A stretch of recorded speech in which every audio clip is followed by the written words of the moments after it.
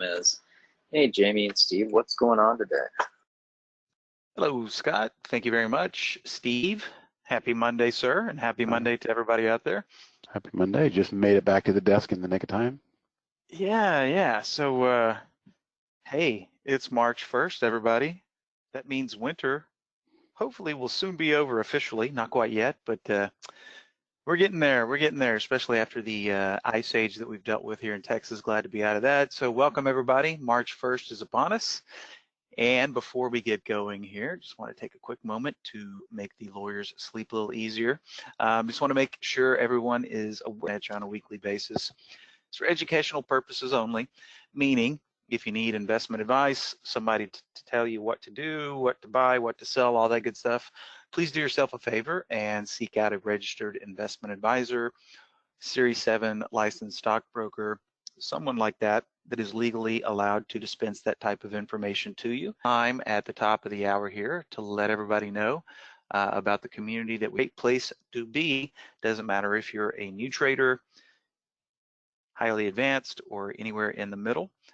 Just a great place to learn. And he also doesn't mind answering questions about TI. So get on in there if you haven't been using the trading room because it is free of charge. So there aren't many trading rooms worth their salt out there that are free, but we have one of them. Could be the only one. Moving right along here, on Mondays, of course, you know who you get. You get myself and Steve. Steve's going to take the steering wheel on Tuesdays for the trade of the week, which, by the way, was in it today too. And Steve's bringing our CEO and founder, Dan Merkin, along with our Chief Technical Officer, Brad Williams, on Wednesdays. Andy's going to round out the 5 p.m. Eastern slots. Of course, our ever popular daily support session, which is Monday through Friday, starting at 12 p.m., going to 1 p.m. Eastern each and every day, where you can get your questions answered in a live environment with some nice visuals as well. So the next slide, I'll show you how to get there to the support session. Just notice the address of 4-part series here that you can access from our YouTube channel, beginning 101, 201, 301, all the way up to advanced 401. This will really help you, assuming you're a new user, get over that learning curve a lot quicker by watching these videos. Honorable mention too, 20 lessons in 20 days. That's another good one. So between great resources, especially if you're new to the product. So once again, you can access all of those through our YouTube. All right, clicker please. And you can see to introduce our very first AI module. Like just yesterday, a lot of new users last month. I think is probably one of our biggest new user net months ever, and only expect that to continue throughout the rest of the year. So glad to have you guys with us. We wouldn't be here without you. So thank you for that. All right, here we are at today's agenda.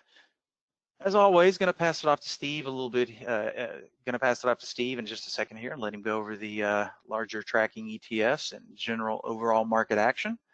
Then we'll go on to look at the Holly recap. And boy, Holly lit it up today.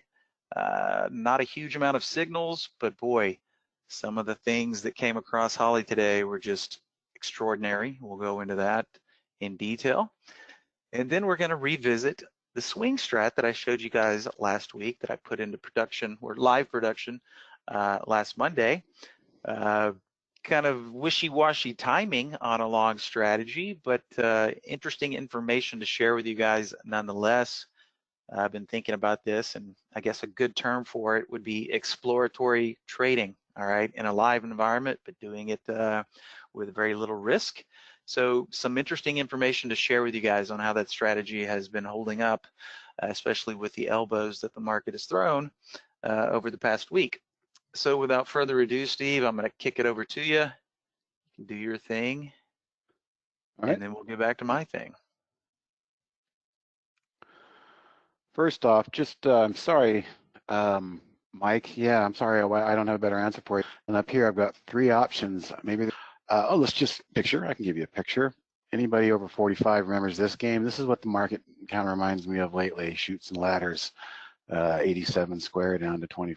Let's give it a couple days to close above those key averages again, roll over and kind of get ugly, became support and then confirms because of energy and finance. Let's look at it one more time.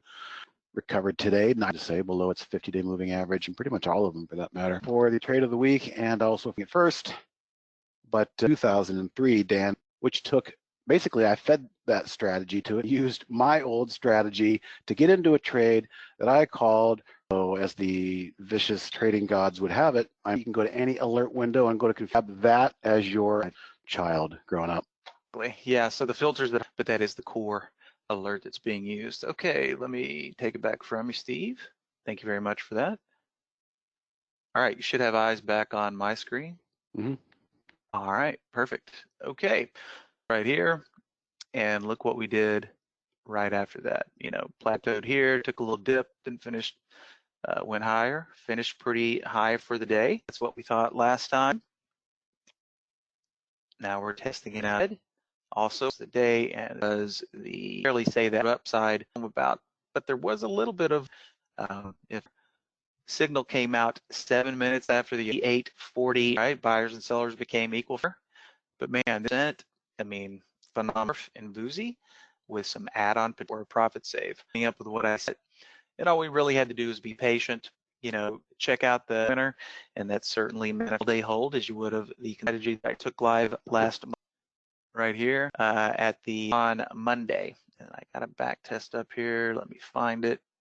To the second, third. I just let it keep running. All right, and losing days in a row. Right. So as we can see right here, yes, because at E-Trade, and I'm sure this is the case at the other large retailers, I was not allowed to buy SNES for whatever reason. Okay, some, you know, whatever the reason is tied to the whole GME debacle. A lot of these stocks that had huge spikes up, they just wouldn't let anybody buy. So SNES was not in the mix there, but we see the total here, negative 36.69, and after I tallied up my losses with slippage, I was right about 50 bucks. So I did end up closing out 50 bucks worth of losers on Friday.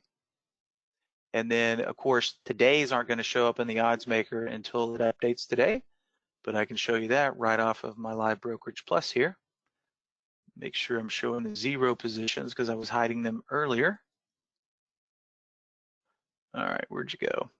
Okay, so you can see these are the positions that I exited this morning on the open. Okay, haven't taken the time to tally it up, but it was negligible. I think maybe down 10 bucks after everything was said and done after slippage. So those were the exits today, and of course, since the market is starting to firm up again, these are the no's. Today we were up 42 bucks. Now let me refresh everybody's memory. What am I doing as far as sizing goes on this one? So here's my strategy. All I'm doing is I'm just letting the system get me into $30 worth of every trade, all right? This is what is keeping me from going insane. And, you know, I've been thinking about this a lot because what we're doing here with micro lots in a zero commission environment, it allows us to experiment in real time. Whereas before, if you were experimenting in real time, say over at Interactive Brokers, well, you're going to be paying commissions, okay? It's going to be a lot costlier. In fact, it's going to be so costly that you wouldn't really want to experiment in a live execution environment. So I've kind of affectionately termed this type of trading right now as exploratory trading, okay? You can see what's going to happen in a live environment and not really worry about getting too beat up. I'm not saying you can't lose a little bit of money, okay? But it's kind of like the in-between between simulated trading and live trading, okay? You're not going to make or lose a whole lot unless you just go crazy. But if you're doing the right dollar amounts and you just want to get in there and see, okay, simulation is fine, but it's not live trading. So this allows a little bridge so that we can get in there and see how this thing's going to do in a live environment because, well, it's scalable. You know, if this works, it'd be real easy to get 60 bucks worth of each stock. If that works, it'd be real easy to get $120 worth of each of these stocks, okay? So that's a very important thing when you're testing something, whether it's live. Of course, that's the best way to do it in my opinion. but is it scalable? Okay, and with these small amounts, we know that it's scalable.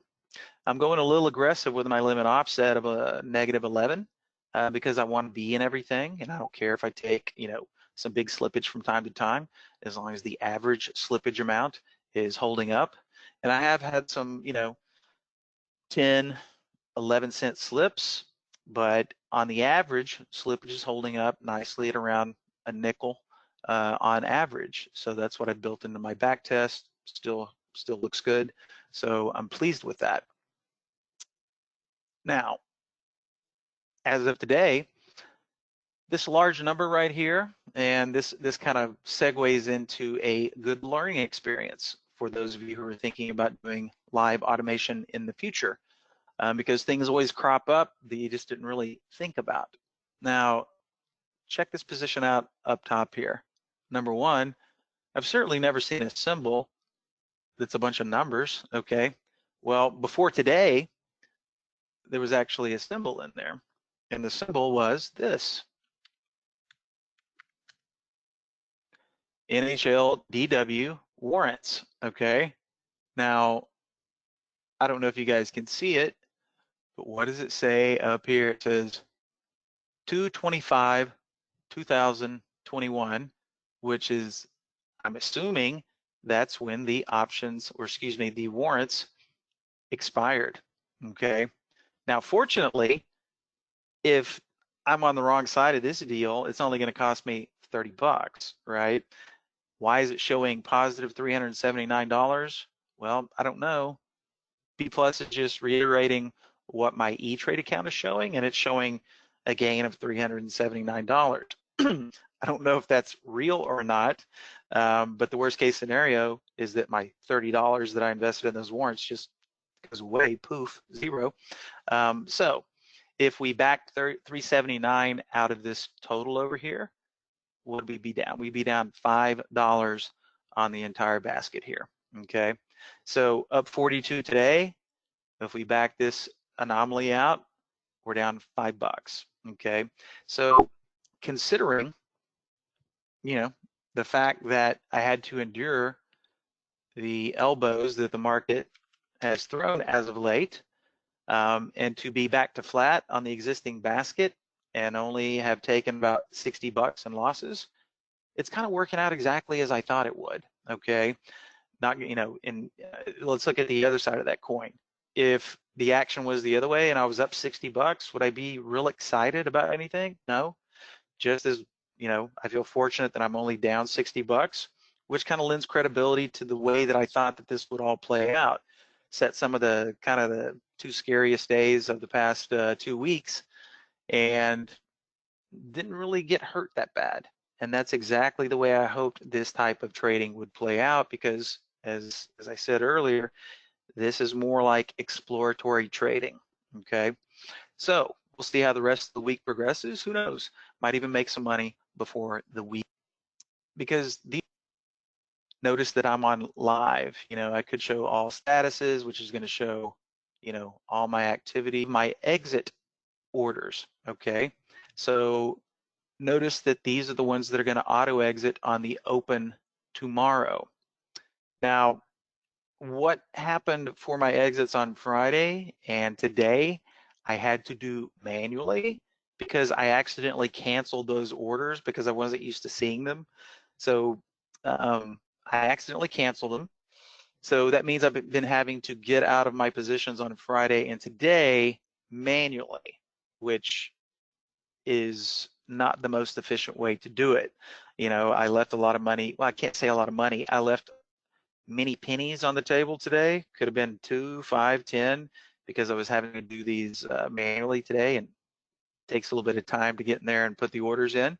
So tomorrow, since I didn't screw these up, tomorrow all of the trades that were entered, see, these will be Wednesday's trade from last week, Thursday, Friday, Monday, yep, they will all be exiting automatically here on tomorrow's open. So tomorrow will be the first day that I get to see these things auto exit, and that'll give me a good idea as to whether I should move forward letting them auto exit on the open or what the slippage might be, but it'll be fun to find out. And you can see all the rest are just perfectly layered to do the same thing. These will be Wednesday's exits. These will be Thursday's exits, so forth and so on. So that'll be interesting to witness as well. Okay, so just a few highlights here. If we take this guy out of the equation here, you see all the winners that are on the blotter, and then flip it around. This looks like your typical statistical set. You're going to have your losers, you're going to have your winners.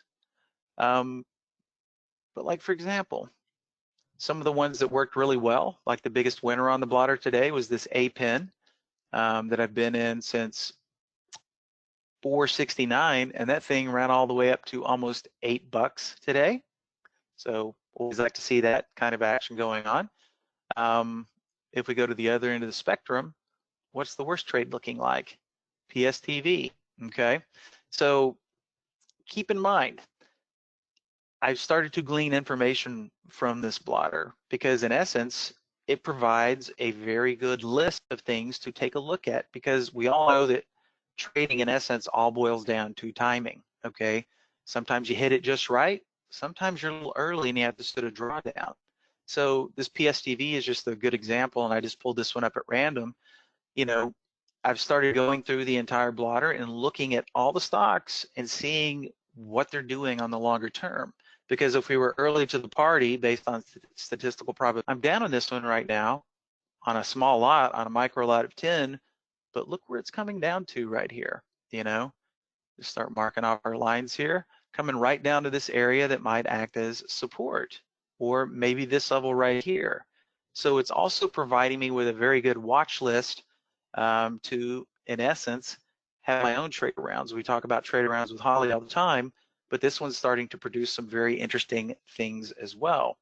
A few other ones that I've made note of today, just from today's entries, which, by the way, let me hide those zero positions again. Get back to today's entries. So here we go. These are the entries from today. Notice we're in a little bit of a drawdown phase from the entries today, but who knows what they're going to look like, you know, almost 3.5 days from now. But having said that, DAIO, entry up here at 528, coming down here, stopping, putting on the brakes right here. Didn't get quite down to that level, which is also coinciding with the swing trade exit, right? Of course, not my swing trade exit, but notice the wicking action butting up to this little area right here. So for all practical reasons, DAIO might be good for entry right here. Certainly something to keep an eye on for the next open. Zixi, kind of the same thing here. All right, a little early to the punch. We had the nice wick down here on the prior day, butting up to this little area back here, which could act as some potential support. OPGN, interesting, getting that wedge down here and just nestling up right back to this level of support here, okay? Let's see, I was actually in one from Friday using the same type of logic. Let's see, didn't get a whole lot out of it, but if you recall, some of you will recall back to when I first started doing back testing, I was initially trying to find something that would be good for an overnight hold, getting into the position later in the day, and, you know, hopefully getting out at the next open. So as of the close Friday, this little guy was on the blotter, WISA. Let me sort by alphabetical order here. There he is. Okay. So this was an entry, I believe, from Friday, and I just went about the same process. And we got the entry, or maybe that was from Thursday. The bottom line is I was going through the list and I saw it closing. You know, we were about to close, the market was about to close, and we took a little wick off this level here. I'm like, okay, in my other account, just bought a few shares of WISA and got out on the gap this morning, okay? So just keep in mind, as I go through this process, hopefully performance does what it's supposed to and we actually get in the green on some of these positions, but it's also producing a very cool watch list of potential trade arounds as well. And keep in mind, this is only after observing this stuff after the load up process was done on Friday. Actually Thursday, Monday, Tuesday, Wednesday, Thursday, Friday was the first day of exits. So now we're in 51 positions. We'll make our exits tomorrow. Who knows how many trades are going to come through and be established tomorrow, but it's just going to be every morning make the exits, let the thing make the new positions, and it's going to be interesting to see how the P&L ebbs and flows.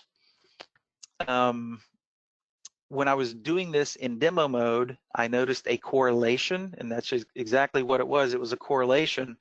I was doing 200 shares or $200 per position in simulated mode. And I would notice, of course, that was when the market was a lot more conducive at the time. When I got up those multiples, if I was doing $200 a position and I got up sometimes like $200, $300, $400 on a day, I would notice a pullback, okay? And now we're only doing $30 per position, but we're doing it in a live environment. So it's going to be interesting to see when I get up those $30, $60, and $90 increments. Are we going to witness the same types of gyrations as I did when I was doing this thing in simulated mode? So that's just me spitballing, hypothesizing. So it'll be interesting to see moving forward here. Okay, I've been rambling here. Hopefully it made some sense. If there are any questions about what you guys are seeing here, let me know and we can take some questions here. All right, how was my experience using E-Trade Live? Well, I will tell you this. Executions are pretty spot on. So during the day, when I'm letting this strategy execute, this is the way I've got my screen set up. I've got B plus parked right here. Of course, I made it a little bit bigger. And I've got two different versions of the alert running here just so I can see them. This one was popped right out of Brokerage Plus, so I know that it's the exact one. This is just a clone of it. So as the day progresses, as soon as I see a symbol come through here after the first 15 minutes, I expect to see a fill, right? I've also got my E-Trade up running, and I can see the execution going off over there. So I will say this about my experience thus far. Opening orders, executions, flawless, okay? Everyone that should be filled is filled. At first, I thought there were some problems like on the SNES early last week and a few other ones. But then after I did the digging and tried to input the orders manually, I found out that they just weren't letting you buy them. So the entries are pretty flawless. What I have noticed is if I go to cancel an order, maybe it takes about 2 or 3 seconds to cancel an order sometimes. And then as far as the automated exits go, tomorrow will be the first day where I let those just rip. I'm just gonna let them rip out at market and see how that goes. And I can give you guys some input on that come the next office hours, next Monday. But as far as opening positions goes, everything's working as expected. Now, Joseph, I can attempt to answer a question regarding the horseshoe strategy. Don't know if I'll be able to answer it well, but I can try. Rob, your question, did Holly trigger a sell on Boozy? Holly's trigger was end of day, okay? So Boozy was horseshoe up today. And if we see the timed hold, 245, okay? So she was in it for the entire day and exited 15 minutes before the close. Yeah, I think Steve already got that one. All right, just reading your other question there, Joseph, about horseshoe.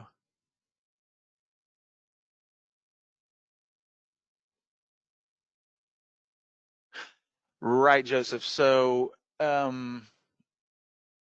morph trade should not be on a horseshoe. That was not. Correct. That was a gap and go. That's not totally different. Vuzi was what I was referring to as more of a horseshoe pattern. Right. So you can see morph right here was triggered by breakout long. Okay. And the version that Steve gave you guys is not the same version that Holly ran today. Okay, because she optimized it and back tested it and optimized it. So that's why those symbols might not show up in the one that Steve gave you guys. But I think I found some good content for tomorrow, so tune in. Is E-Trade now connected to B+? Technically, on my version, yes, it is. Somehow it got released prematurely. We had to pull it because it had not been thoroughly bug tested and vetted. That's the process that we're going through now. So myself and Michael Noss and some other people are currently trying to pump as many trades through there and explore as much of the functionality as we can before we re-release it back out to the public. All right, Mike, you're interested in aftermarket scans for reversals. Okay, I'd say, you know, off the top of my head, we've got a channel for that. So if you go down to the post market, which would be after hours, this is going to give you a nice little template of some windows that are designed to work for post market. All right, and then you might want to, you know, take the strategies in this multi-strategy window here. I think there are 1, 2, 3, 4, 5 strategies already located in this multi-strategy window. So those might act as good templates, and then you can modify them. And can TI integrate with DOS Pro to trade? I know we can link as far as external linking goes, Brian, for your charting capabilities, but you're not going to have any Brokerage Plus connectivity there. And as far as extending a chart vertically, are you just talking bigger on the? I think it's more the control. Right. If I hit control, yeah, control squish, control expand. All right, I'll take one more question here because we are approaching the top of the hour. What brokerage firms does TI integrate with? Ash? Well, it depends on what you really mean by integrate. As far as chart linking, we link to just about everything out there as far as external linking for charts, so that when we click on a symbol, our charts populate, okay? But as far as Brokerage Plus, right now it's Interactive Brokers, and hopefully before too long, we're gonna re-release E-Trade and Ameritrade as soon as we get the bugs worked out.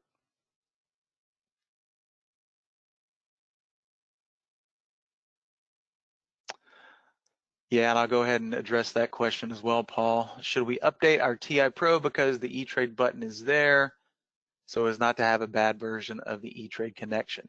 Yes, if you're currently on an older version that the E-Trade button still exists on, or the ability to connect up here to E-Trade, just be warned that it has some bugs in it. So that's why in the latest downloadable version, we have removed it for the time being. So yes, just super secret beta. Yes. And lastly, how far out is Schwab? I'd love to answer that question, but I do not know. As far as I know, it's not even on the drawing board as of yet, Steve, unless somebody snuck it in and I didn't hear about it.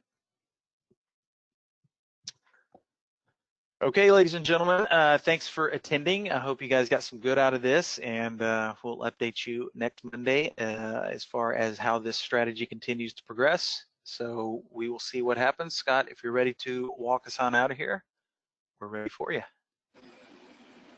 All right. Yeah. Oops, Thanks, guys. I guess I should get the right. Book on earnings. It's very useful. Go ahead and grab that at tradeideas.com/earnings. It's got some strategies you can import directly into your layout. There is also a podcast. Search for Trade Ideas Podcast wherever you listen to your pods, and go ahead and add that as a subscription. That way you get the newest episodes as soon as they come out. Do check out the ones we've released already. They're very interesting. There's a promotional code, Opportunity, saves 15% off your first month or year of any Trade Ideas subscription or upgrade. So go ahead and jot that down and use it before we change that code. You can find Jamie on Twitter at QuantBot. Steve Gomez is at Today Trader. And Trade Ideas Pro is the Facebook handle to like and share with your friends. And if you have any questions, send them to info@trade-ideas.com. Goes right into our help desk, gets you the support you need. And we're going to have this recording up later on tonight or tomorrow. You get it on our YouTube channel. We'll send you an email from GoToWebinar with a link to the playlist where you can find that upload. Thank you, Jamie. Thank you, Steve. Have a good rest of your Monday. Thank you, Scott. Thank you, Steve. Thanks, everybody, for popping in. Hope you have a great day tomorrow. Bye-bye.